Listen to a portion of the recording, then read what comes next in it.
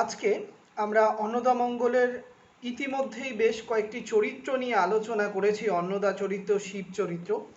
আজকে আরেকটি দেবপম চরিত্র, যেটি দেবখণ্ডের আমাদের আলোচনার শেষ চরিত্র, সেটি নিয়ে আলোচনা করব। সেটি হলো ব্যাসদেব চরিত্র। খুব গুরুত্বপূর্ণ অন্নদামঙ্গল কাব্য পড়ার ক্ষেত্রে এই ব্যাসদেব চরিত্রটি। দেবখণ্ডের গুরুত্বপূর্ণ চরিত্র এই ব্যাসদেব। ভারতীয় হিন্দু ঐতিহ্যে ব্যাসদেব এই চরিত্রটিকে আমরা পাই পুরাণ থেকে। স্কন্দ পুরাণের কাশী খণ্ডে ব্যাসদেবের কাহিনী বর্ণিত আছে। ভারতচন্দ্র সেই স্কন্দ পুরাণের সূত্র অবলম্বন করেই ব্যাসদেব চরিত্রটিকে পুনর্গঠন করেছেন। আমরা যদি দেখি তাহলে দেখব যে ব্যাসদেব চরিত্রটিকে নির্মাণ করার সময় সব সময় ভারতচন্দ্র লক্ষ্য রেখেছেন যে যাতে ব্যাসদেব চরিত্রটি সমকালীন বা যুগের অন্যতম একটি ফসল হয়ে ওঠে। কারণ ভারতচন্দ্রের আমরা জানি সমস্ত রচনা বা সমস্ত ভাবনাই যুগকেন্দ্রিক ছিল। তিনি চেষ্টা করেছেন একটা নির্দিষ্ট যুগকে তার সাহিত্যের মধ্যে তুলে ধরার জন্য। এরপর আমাদের আরও একটি জিনিস মাথায় রাখতে হবে। আসলে ব্যাসদেবের মতো একটা পৌরাণিক চরিত্রকে যখন যুগের প্রেক্ষিতে স্থাপন করতে হয়, তখন একই সঙ্গে যুগের সৃষ্টি এবং যুগোত্তীর্ণ করে তোলা, এই দুটোই দেখানোর প্রয়োজন। সেই কাজটি একদিকে যুগ আর একদিকে যুগোত্তীর্ণ একটা ভাবনা, এই দুটোই কিন্তু ভারতচন্দ্র দেখাতে সক্ষম হয়েছেন। এটা একটা গুরুত্বপূর্ণ জায়গা। আমরা নিশ্চয়ই ইতিমধ্যেই আলোচনা একাধিকবার হয়েছে যে অষ্টাদশ শতাব্দী, যে সময় ভারতচন্দ্র তার এই অন্নদামঙ্গল কাব্যটি রচনা করছেন, সেই যুগটা নিঃসন্দেহে একটি সংশয়ের যুগ। দেবখণ্ডে শিব এবং অন্নদা চরিত্র আলোচনা করতে গিয়ে আমরা তাদের চরিত্রের মধ্যেও সেই সংশয় যে কতটা পরিমাণে বর্তমান সেটা দেখিয়েছি। তবে বিশ্বাস অবিশ্বাসের দোলাচলতার পরিচয় সেখানে বিশেষ নেই। কিন্তু ব্যাসদেব চরিত্রে যুগের সংশয় ও অস্থিরতা পুরোপুরি রূপে বর্তমান রয়েছে। আসলে ব্যাসদেবের চরিত্র নির্মাণের সূত্রেই নানা প্রসঙ্গ এসেছে এই কাব্যে। সেগুলি যেমন যুগের ছবি হয়ে উঠতে পেরেছে, তেমনি এর মধ্যে দিয়ে কবির যে অভিপ্রায়, কবি যা বলতে চান, সেটাও অভিব্যক্ত হয়েছে। ব্যাসদেব চরিত্র আলোচনা করতে গিয়ে আমরা এই সমস্ত ভাবনাগুলোকে মাথায় রাখব এবং সেই সমস্ত ভাবনাগুলিকে তুলে ধরে দেখাবো যে ব্যাসদেব চরিত্রটা কীরকম। এটা গেল ভূমিকা অংশ।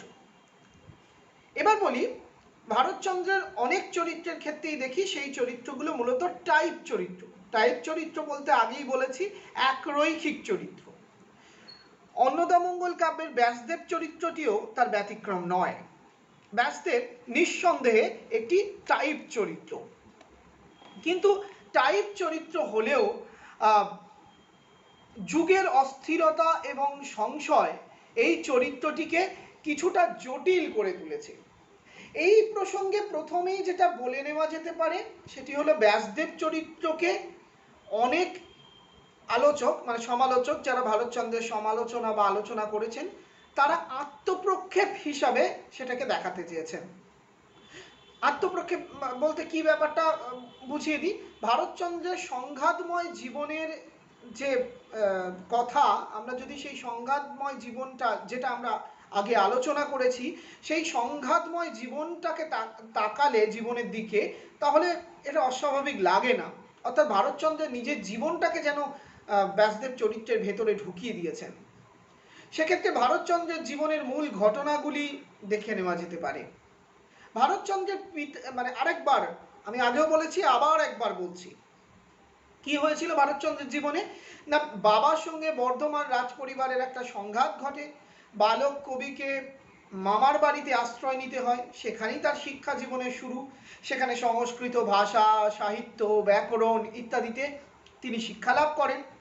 কিন্তু তার যে বড়রা, অগ্রজরা, তারা সংস্কৃত ভাষা শিক্ষার কোনো মূল্য দেয়নি। কারণ সেই সময় সংস্কৃত ভাষা শিক্ষার থেকেও বেশি গুরুত্ব পেত কি না, বেশি গুরুত্ব পেত সেই সময় আরবি, ফার্সি ইত্যাদি। ভারতচন্দ্র স্বাভাবিকভাবেই সংস্কৃত শেখার পরেও রামচন্দ্র মুন্সির কাছে গেলেন ফার্সি ভাষা শিখতে। ভাষা শিক্ষার ক্ষেত্রে প্রীতি নয়, মানে ভালোবাসা থেকে ভাষা শিক্ষা করেননি ফার্সি ভাষা, বরং জীবনের প্রয়োজন, মানে উপার্জনের প্রয়োজন বা তাগিদ থেকেই ভারতচন্দ্র মুন্সির কাছে, রামচন্দ্র মুন্সির কাছে আর ফার্সি ভাষা শিখলেন। সারাটা জীবন, অন্তত ছেলেবেলায়, ভারতচন্দ্র কখনোই নিজের পরিবার পরিজনের স্নেহ ছায়া পাননি। একইভাবে এই ভাবনাটি যদি ব্যাসদেবের ক্ষেত্রে দেখাই, সেখানে দেখব ব্যাসদেবের জীবনেও প্রয়োজনটাই বড় হয়ে দেখা দিয়েছে। তিনি কোনো নির্দিষ্ট স্থির একটা মানে এমন কোনো ভূমি বা এমন কোনো পরিস্থিতি যেখানে তার সমস্ত ভাবনাটা স্থিতি হবে, এই স্থিততি পরিস্থিতির মধ্যে কখনো পৌঁছতে পারেনি। আমরা এটাও জানি ভারতচন্দ্রকে তার অগ্রজদের ইচ্ছায় জমি জমা সংক্রান্ত কিছু কাজের জন্য বর্ধমান যেতে হয় এবং সেখানে বর্ধমান রাজা পাকচক্রে তাকে কারারুদ্ধ করেন। সেখান থেকে আবার তিনি মানে বিভিন্ন মানে বিভিন্ন কৌশলে সহায়তায় কারাগার থেকে বেরোতে সক্ষম হন এবং সেখান থেকে কটকে চলে যান, বৈষ্ণবদের সঙ্গ করেন, বৈষ্ণবদের ভেগ ধরেন, বৈষ্ণবদের সঙ্গে তীর্থ ভ্রমণ করে হুগলির খানাকুলে পৌঁছন, শ্বশুর বাড়ির লোকেরা তাকে চিনে ফেলেন, সংসারে ফিরিয়ে আনে। এইরকম একটা জীবন, বৈচিত্র্যময় বর্ণময় জীবন ভারতচন্দ্রের জীবনে ঘটেছিল, ব্যক্তি জীবনে। এর পরের ইতিহাস তো আমরা সবাই জানি। ভারতচন্দ্র অন্নদামঙ্গল রচনা করলেন, কবি হয়ে উঠলেন। প্রথম বয়সে আমরা ভারতচন্দ্রের রচনাগুলি যদি দেখি, দেখব তিনি সত্যপীরের পাঁচালী রচনা করেছেন, আবার পরে চণ্ডী বলে একটি নাটক রচনা করেছেন, আর অন্নদামঙ্গলের বিরাট একটা আখ্যায়িকা লিখেছেন। একই কবি বিভিন্ন দেবদেবীর মাহাত্ম্যসূচক কাব্য রচনা করেছেন নির্দ্বিধায়, কোথাও যেন আনুগত্য নেই, বদলে প্রয়োজন এবং সময়ের দাবিকে আর রাজসভার দাবিকে তিনি মান্যতা দিয়েছেন। সব ক্ষেত্রেই ব্যাসদেব মানে যখন যেটা প্রয়োজন ভারতচন্দ্র তখন সেটাতেই যান। এতে অনেকটাই যেন জীবনের বেঁচে থাকার তাগিদটা খুব গুরুত্বপূর্ণ হয়ে দেখা দিয়েছে। ব্যাসদেবের ক্ষেত্রে এবার যদি দেখি, ব্যাসদেবের ক্ষেত্রেও দেখব ব্যাসদেব চরিত্রটি স্বার্থ সিদ্ধির আশায় হয়ে গেছেন শিব ভক্ত। আবার যখন জেনেছেন যে শিবকে পরিচালনা করেন যিনি, তিনি হলেন দেবী অন্নদা, তখন তিনি হয়ে যাচ্ছেন দেবীর উপাসক। অর্থাৎ উপাসক মানে তার লক্ষ্য স্থির করার প্রয়োজন হয় না, যখন যেটা প্রয়োজন তখন সেই অনুযায়ী নিজেকে আপগ্রেড করে নিচ্ছেন ব্যাসদেব। ভারতচন্দ্র তাই করেছিলেন। এ কারণেই হয়তো সমালোচকেরা এই কথাটি বলে থাকেন। আমরা দেখছি আসলে যে সময়টাকে আমরা এই কাব্যের মধ্যে দেখছি সেটা তো সংশয়ের সময়। সংশয়ের সময় আমরা তো কোনো নির্দিষ্ট বা স্থির সিদ্ধান্তে উপনীত হতে পারি না। আমাদের সামনে যে লক্ষ্যগুলো বা যে লক্ষ্যমাত্রাগুলো থেকে যায়, সেই সমস্ত লক্ষ্য বা লক্ষ্যমাত্রার মধ্যে কোনো একমুখী সিদ্ধান্ত থাকে না। নানাবিধ সিদ্ধান্ত নানা রকমভাবে আষ্টে পৃষ্ঠে জড়িয়ে ধরে সমগ্র সত্তাকে। এ কারণেই আমরা দেখতে পাই যে ভারতচন্দ্র যে অন্নদামঙ্গল লিখছেন, সেই অন্নদামঙ্গলের যুগের সংশয় ব্যাসদেবকেও ছেড়ে যায় না। ভারতচন্দ্রের জীবনের প্রথম দিকের অনেকটা সময় সেই সমকালের রাজনৈতিক অস্থিরতার কারণে স্থিতিশীল ছিল না। ব্যাসদেবের জীবনেও স্থিতিশীলতার বিরাট অভাব ঘটেছে। ব্যাসদেব এক অনিকেত জীবনযাপন করতে হয়েছে, ফলে শেষ পর্যন্ত কোনো লক্ষ্যে সে পৌঁছতেই পারেনি। ভারতচন্দ্র নারায়ণ নামক যে অংশ, সেই অংশ মানে নারায়ণের অংশ হিসাবে ব্যাসদেবকে পাঠকের সঙ্গে পরিচয়, নারায়ণ অংশ রূপে ব্যাসদেবকে পাঠকের সঙ্গে পরিচয় করিয়েছেন। প্রসঙ্গত ব্যাসদেবের পাণ্ডিত্য, ব্যাসদেবের পারিবারিক পরিচয়, এই সব কিছুকেও তিনি তুলে ধরেছেন। নারায়ণের অংশ, তাই স্বাভাবিকভাবেই ব্যাসদেব বৈষ্ণব, অন্য ধর্ম, এবং সেই ধর্মের যে পূজ্য দেবতা তার কাছে কোনো মানেই থাকে না। তাই তিনি শিবের পূজক শৌনকাদি ঋষিদের শিব পূজার অসারতা বোঝাতে শুরু করেন। বেদব্যাস কহেন, শুনহ ঋষিগণ, কি ফলে বিফল করো শিবের সেবন? সর্বশাস্ত্র দেখিয়া সিদ্ধান্ত কইনু এই, ভজনীয় যেজন সেজন মোক্ষ দেই। অন্যের ভজনে হয় ধর্ম অর্থ কাম, মোক্ষ ফল কেবল কৈবল্য হরিনাম। অন্য ফল পাবে ভজি অন্য জনে, মোক্ষ ফল পাবে যদি ভজ নারায়ণে। তাহলে এই পুরো অংশটা থেকে আমরা কি বুঝতে পারছি না, ব্যাসদেবের মধ্যে বৈষ্ণব নিষ্ঠা প্রকাশিত হয়েছে। এই নিষ্ঠার কারণ একমাত্র নারায়ণ ভজনার মধ্যে দিয়েই নাকি মোক্ষ প্রাপ্তি ঘটতে পারে। এটা ভারতচন্দ্রের ব্যাসদেবের বিশ্বাস। আসলে ভারতচন্দ্র সূক্ষ্মভাবে ব্যাসদেবের অন্য ধর্মের প্রতি আকর্ষণ অনুভব না করার যে কারণ সেটাকে ছুঁয়ে গেছে। কবি ব্যাসদেবের মুখে বসিয়ে দিয়েছেন আজকের যে আমাদের জীবনচর্যা তার সার কথা, ভজনীয় সেজন যে মোক্ষ দেয়। অর্থাৎ ওই গীতায় ছিল না, কর্মে তোমার অধিকার কর্মফলে নয়, কিন্তু বর্তমান এই ভোগবাদী সমাজ তো একটু অন্যভাবে ভাবে। এই ভোগবাদী সমাজ ভাবে যেখানে ফল প্রত্যাশা করতে পারি আমি সেখানেই যাব। অনেকটাই এই ভাবনাটির পরিচয় আমরা দেখতে পাচ্ছি ব্যাসদেব চরিত্রের মধ্যে। তাই যে মোক্ষ দেবে আমি তার ভজনা করব, কৃষ্ণ মোক্ষ দেবে তাই আমি কৃষ্ণের ভজনা করব। কৃষ্ণচন্দ্রের ইচ্ছা অনুসারে কাব্য লিখেছেন ভারতচন্দ্র, আর সেটা করতে গিয়ে তার জীবনে আর্থিক সচ্ছলতাও এসেছিল। সুতরাং ধর্মে আস্থা রাখার ব্যাপারটা কৃষ্ণচন্দ্রের এই ভারতচন্দ্রের কাছে শর্ত সাপেক্ষ। রাজার আনুগত্য পাওয়া কবি তিনি, তাই রাজ আনুগত্য তিনি কখনো ভুলতে পারেন না। রাজা তাকে যেমনি করে লিখতে বলবেন তিনি তেমনি করে লিখবেন, এটা তিনি স্থির সিদ্ধান্ত নিয়ে ফেলেছেন। সুতরাং ভারতচন্দ্র বলতেই পারেন ধর্মে আস্থা রাখা ব্যাপারটা সম্পূর্ণ শর্ত সাপেক্ষ। শিব পূজা নিষেধ বলে একটি অংশ আছে এই কাব্যে।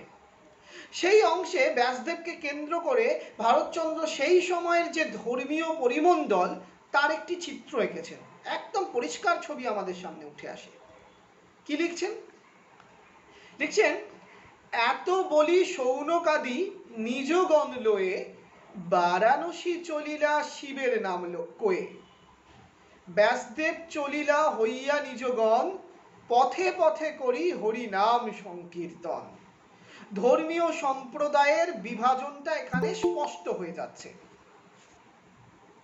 বাংলার ধর্মীয় ইতিহাসে এরকম অন্তর্কলহের ছবি আমরা আগেও দেখেছি।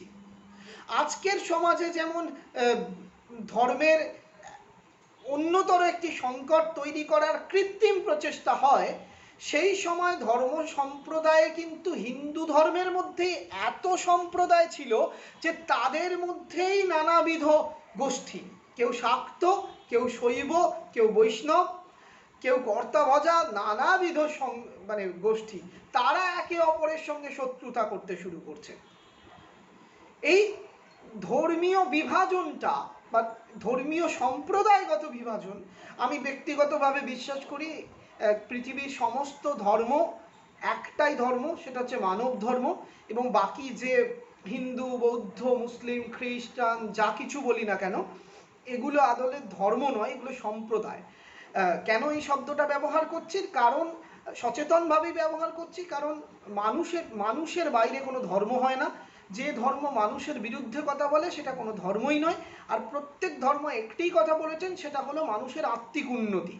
তাই এরা বিভিন্ন, শ্রীরামকৃষ্ণের কথায় যত মত তত পথ, প্রত্যেকে বিভিন্ন পথ তৈরি করে, কিন্তু লক্ষ্য একটাই, সেটা হলো মানুষের আত্মিক উন্নতি বা মোক্ষ লাভ।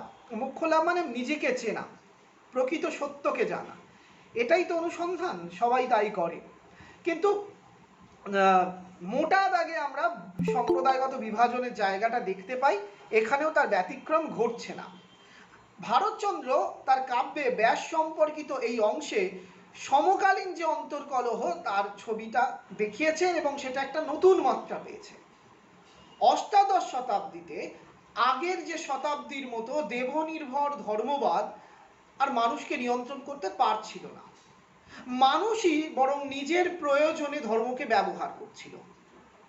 ব্যাসের মতো পণ্ডিত ব্যক্তিরাও আজকের মানে বর্তমান যে বিভিন্ন রাজনৈতিক দল যারা সচেতনভাবেই বলছি যে বিভিন্ন রাজনৈতিক দল তো ধর্মকে ব্যবহার করে, ধর্মকে শুধু রাজনীতির হাতিয়ার হিসাবে ব্যবহার করে, সেই রকমই ব্যাসদেবের মতো পণ্ডিত ধর্মকে হাতিয়ার করেছেন।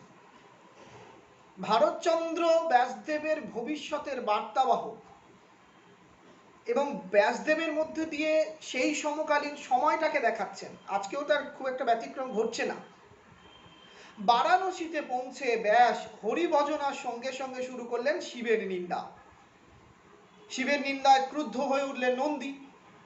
ব্যাসদেবের ভুজস্তম্ভ কণ্ঠরোধ করে শিবনিন্দার ফল ব্যাসদেবকে বুঝিয়ে দিলেন তিনি। ভুজস্তম্ভ কণ্ঠরোধের ব্যাপারটির ক্ষেত্রে ভারতচন্দ্র যুগের যে প্রবণতা তার ছায়াপাত ঘটালেন। কারণ অষ্টাদশ শতাব্দীতে ধর্মীয় পরিমণ্ডলে একটা ক্ষীণ ঐক্যের সুর কিন্তু শোনা যাচ্ছিল, যে ঐক্যটা ক্ষীণ, অতি ক্ষীণ।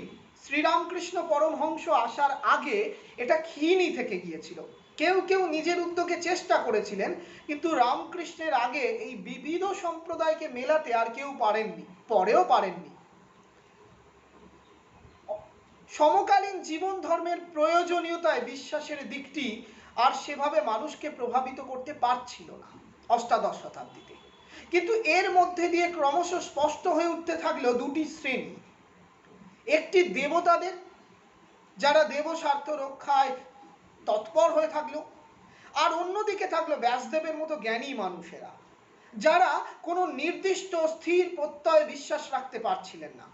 কারণ অবশ্যই দেবতাদের শ্রেণী স্বার্থ বজায় রাখতে ভক্তদের বিশ্বাসকে উপেক্ষা করা। আমরা কবিতা থেকে কিছু উদাহরণ দিতে পারি। একটি জায়গায় লেখা হচ্ছে, খেয়াল কর, গোবিন্দ জানিলা ব্যাস পড়িলা সংকটে, কুণ্ঠভাবে উত্তরিলা ব্যাসের নিকটে। বিস্তর ভৎসিয়া বিষ্ণু ব্যাসেরে কহিলা, আমার বন্দনা করি শিবেরে নিন্দিলা। যেই শিব সেই আমি, যে আমি সেই শিব, শিবেরে করিলা নিন্দা কি আর বলিব। খুব গুরুত্বপূর্ণ কুণ্ঠভাব শব্দটি। তাহলে দেখা যাচ্ছে দেবতারা সকলেই একই শ্রেণীভুক্ত। পরবর্তীকালে অন্নপূর্ণাকেও শ্রেণী স্বার্থের খাতিরে আমরা দেখব আশ্রয় প্রার্থী ব্যাসদেবকে ছলনা করতে জড়তি বেশে। বিষ্ণু যথেষ্ট কুণ্ঠা নিয়ে ভক্তের কাছে এসেছেন। এসবই প্রমাণ করছে একান্ত আনুগত্যের কোনো প্রশ্ন অষ্টাদশ শতকে ছিল না। অর্থাৎ অষ্টাদশ শতকে মানুষকে সুবিধাবাদী হতে হচ্ছিল। যেখানে সুযোগ ঘটবে সেই জায়গাতেই মাথা নুইয়ে দিতে হবে। তাই ভারতচন্দ্রকে আমরা দেখি কোনো এক সময় বর্গীর প্রতিও তার প্রীতি জন্মায়। পরে বোঝেন বর্গী ভয়ঙ্কর জিনিস। অষ্টাদশ শতাব্দীতে ভারতচন্দ্র বুঝিয়ে দিচ্ছেন ইষ্টের প্রতি নির্ভরশীল থাকা অর্থহীন ভাবনা। কারণ ভক্তের স্বার্থের সঙ্গে দেবতাদের শ্রেণী স্বার্থও জড়িত। তাই শ্রেণী স্বার্থের দ্বন্দ্বে ইষ্ট ভক্তের স্বার্থের মর্যাদা দেবেন না। শ্রেণী স্বার্থই তার কাছে প্রধান হয়ে দাঁড়াবে। আসলে এখানে আমি ঈশ্বর নিন্দা করতে বসিনি, কারোর ধর্মবিশ্বাসে আঘাত করতে বসিনি। আমি শুধু অন্নদামঙ্গল কাব্যের একটি রূপক তাৎপর্যকে অন্বেষণ করতে বসেছি। এখানে ধর্মীয় চেতনা দিয়ে কাব্যটি পড়লে হবে না, রূপক দিয়ে কাব্যটিকে পড়তে হবে। আর তখন দেখব যে আসলে দুটি গোষ্ঠীকে এখানে রিপ্রেজেন্ট করা হচ্ছে। দেবতারা রিপ্রেজেন্ট করছে সমাজের উঁচুতলার গোষ্ঠী, যেখানে কৃষ্ণচন্দ্রের মতো রাজারা থাকেন। ভারতচন্দ্র কৃষ্ণচন্দ্রের আনুগত্য পেয়েছিলেন বলে তার মানে মতামত নিয়ে কাব্য রচনা করতেন। কিন্তু এমন যদি ঘটতো যে ভারতচন্দ্র কৃষ্ণচন্দ্র ভারতচন্দ্রের সঙ্গে খারাপ ব্যবহার করলেন এবং বর্ধমান রাজা ভারতচন্দ্রকে প্রশ্রয় দিলেন, তাহলে নির্দ্বিধায় ভারতচন্দ্র আবার বর্ধমান রাজার আনুগত্য মেনে তার ভাবনা মেনে কাব্য রচনা করতেন। অর্থাৎ কাব্য রচনার সময় মানে কোনো এক বিশেষ ব্যক্তির প্রতি নিষ্ঠাবান থাকার সময় এটা ছিল না। কাব্য কেন, জীবনচারণের ক্ষেত্রেও সেই জীবনচারণের জায়গাটিকেই ঈশ্বর হিসাবে দেখানো হচ্ছে, উপরতলাটাকে।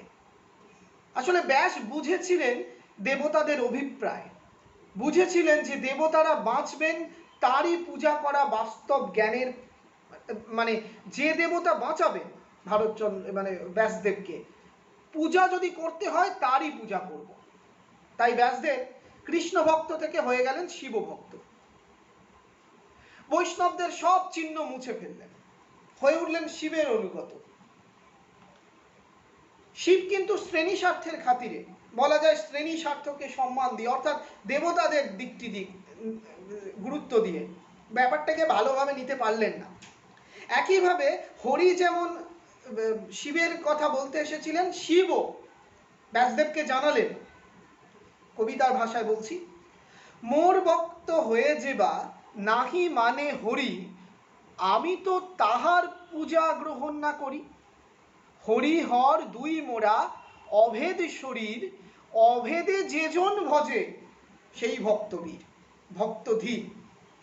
অর্থাৎ আমরা হরি এবং হর আলাদা কেউ নই। তোমায় যদি ভজনা করতে হয় তবে আমাদের দুজনকেই ভজনা করতে হবে একসাথে। হরিহর এক দেহে ভজনা করতে হবে। অভেদে দুজন মোরা ভেদ করে ব্যাস, উচিত না হয় যে কাশিতে করে বাস।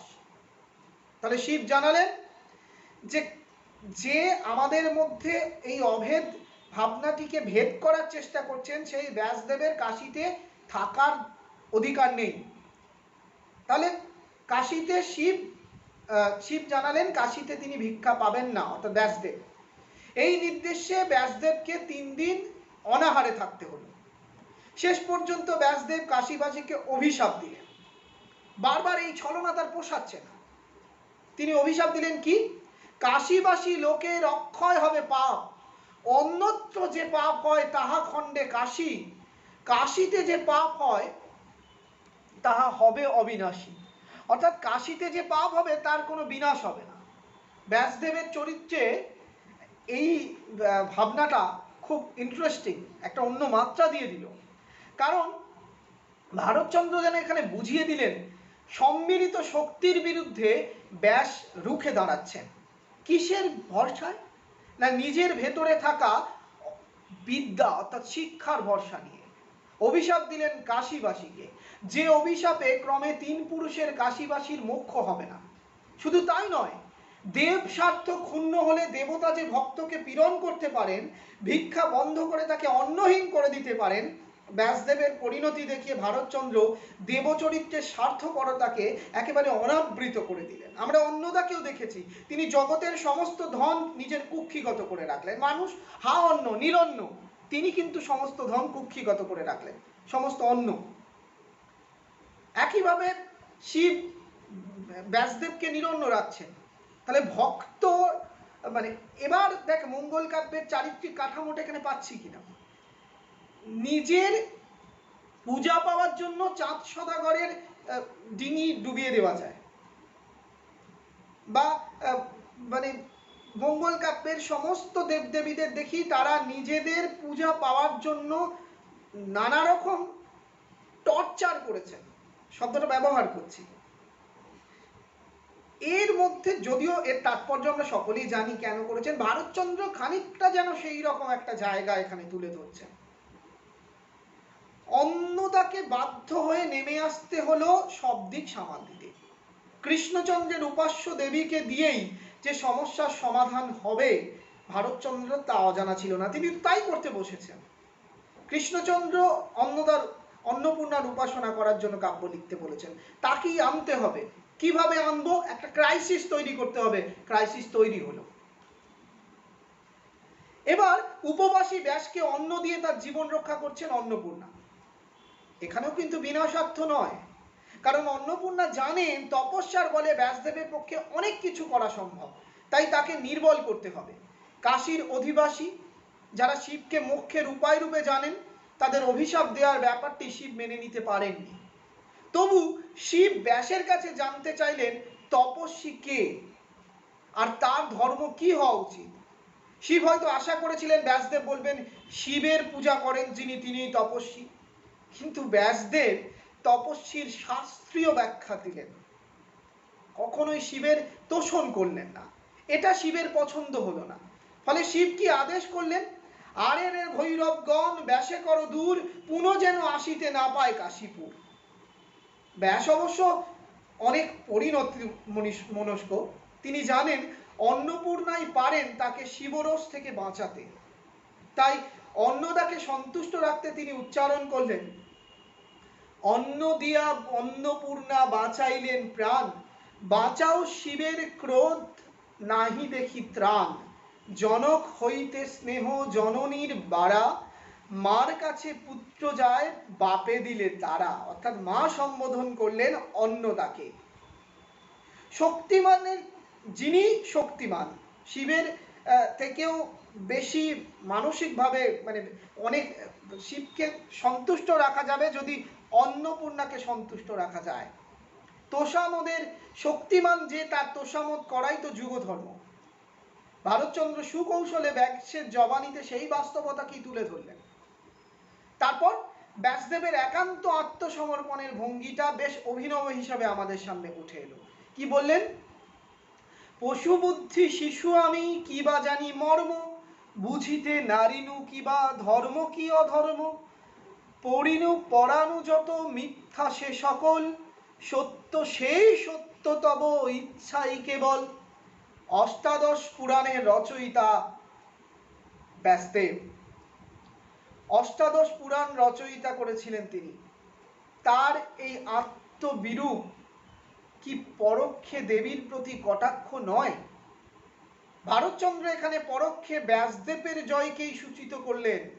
দেবতাদের সঙ্গে দ্বন্দ্বে ব্যাসদেব বিজিত হলেন, মানে জয়যুক্ত হলেন। প্রশ্ন হতে পারে ব্যাসদেব কি দেবতা নয়?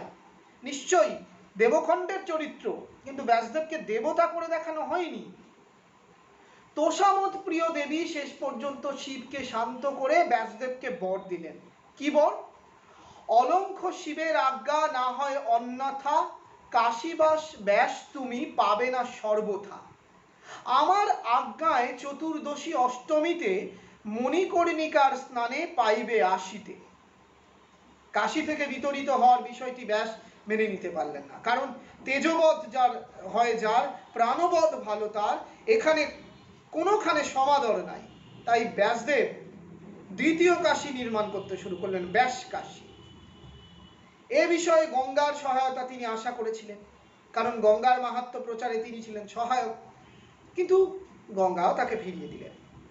ব্রহ্মার কাছে গেলেন, ব্রহ্মা জানালেন ব্যাসদেবের প্রস্তাব অবাস্তব, হতেই পারে না।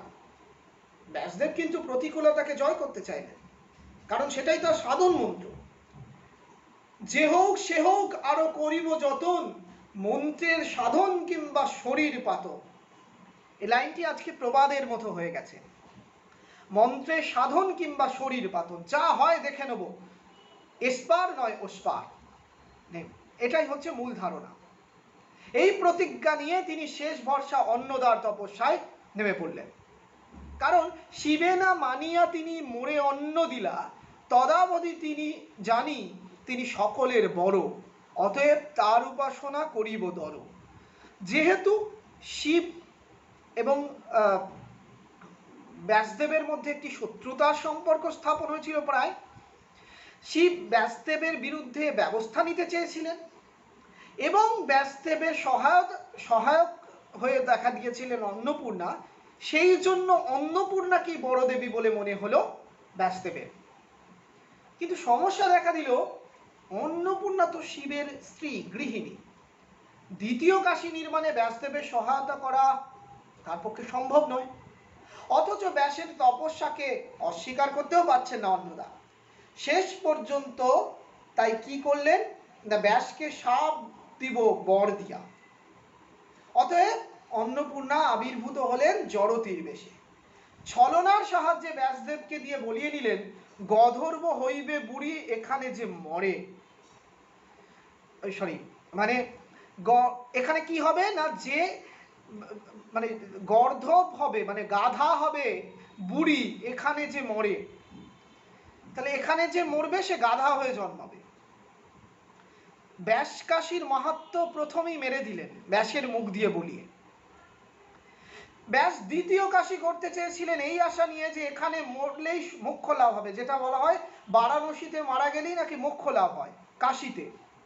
ব্যাসও এমন একটা কাশী তৈরি করতে চাইলেন যেখানে মরলেই মোক্ষ লাভ হবে, কিন্তু অন্নদা তাকে দিয়ে বলিয়ে নিলেন যে সেখানে মরলে সে গাধা হয়ে জন্মাবে, গর্ধব। ব্যাসদেবের উদ্দেশ্য পূর্ণ হলো না। তারপর ব্যাসদেবের উদ্দেশ্যে হলো একটা দৈববাণী। এই দৈববাণী ইন্টারেস্টিং। ইতঃপর ভেদদ্বন্দ্ব ছাড়হ সকল, জ্ঞানের সন্ধান করো অজ্ঞানে কি ফল। হরিহর বিধি তিন আমার শরীর, অভেদে যেজন ভজে সেই ভক্ত ধীর। তাহলে আপাতভাবে দেখলে আমরা বলতে পারি হেরে গেলেন ব্যাসদেব, তাই না?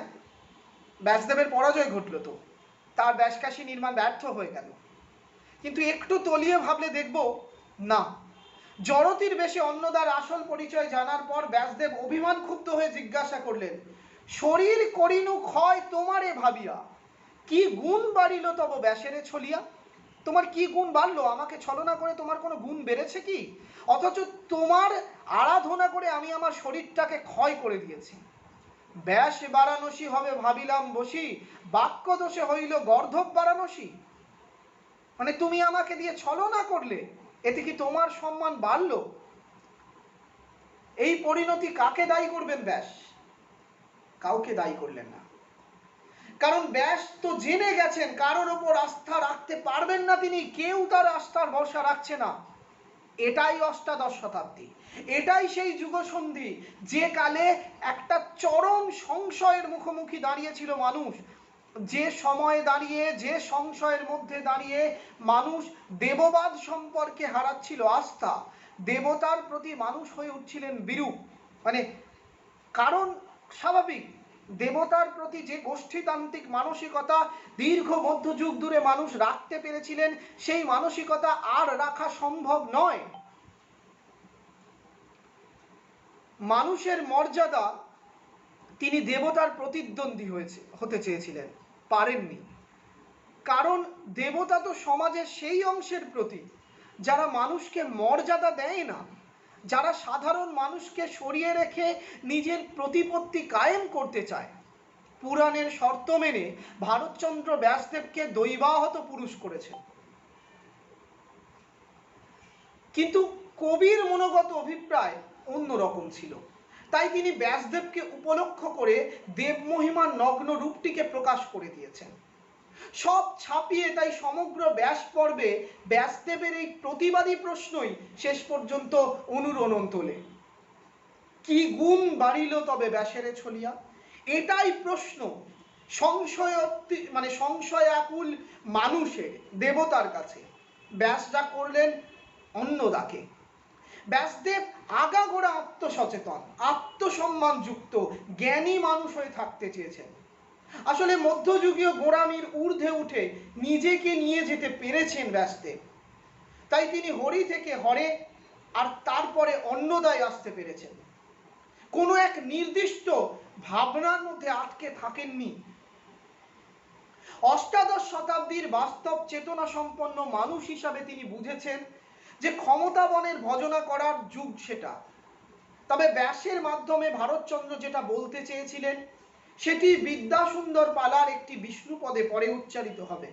বিদ্যাসুন্দর বলে যে অন্নদা মঙ্গলের আরেকটি জায়গা আছে, সেখানে খুব সুন্দর, সেখানে লিখেছেন, নিত্য তুমি খেলো যাহা, নিত্য ভালো নহে তাহা, আমি যে খেলিতে চাহি সে খেলাও খেলা হে। অর্থাৎ নিত্য তুমি খেলো যাহা, তুমি যা প্রতিদিন খেলো, যেটা প্রত্যেক দিন তুমি খেলা করছো, তোমার লীলা, নিত্য ভালো নহে তাহা, সব সময় সেটা ভালো হয় না। আমি যে খেলিতে চাহি, আমিও একটা খেলা খেলতে চাই, সে খেলাও খেলা হে, সেটাও খেলা। আজকের এই খেলা হবে নয়, কিন্তু এটাও এক ধরনের খেলা, যে খেলা যুগ যুগ ধরে আমাদের সমাজে চলছে। ধর্ম, মানুষ, দেবতা, ঈশ্বর এবং তাকে একটা সুপ্রিম পাওয়ার করে দিয়ে নিয়ন্ত্রণ করা হচ্ছে মানুষকে। একটা বিভাজনের চক্রান্ত, ষড়যন্ত্র সব সময় চলেছে। অষ্টাদশ শতাব্দীতে এসে সেই যুগ প্রকট হয়ে পড়ল, কারণ মানুষ এসে পৌঁছলো বিশ্বাসহীনতার দ্বার প্রান্তে। তাই সেই সময় দাঁড়িয়ে এমন একটা চরিত্র মানে ভারতচন্দ্রের মতন একজন বাস্তব সচেতন, সমাজ সচেতন কবির কাছ থেকে প্রত্যাশা করাই যায়। তিনি তাই করেছেন, হতাশ করেননি, বরং অষ্টাদশ শতাব্দীর এক অন্যতম উজ্জ্বল চরিত্র হিসাবে আবির্ভূত করেছেন ভারতচন্দ্রকে, ব্যাসদেবকে। ভারতচন্দ্রের এখানেই কৃতিত্ব। বেশ, আজকের ক্লাস এখানেই শেষ। আমরা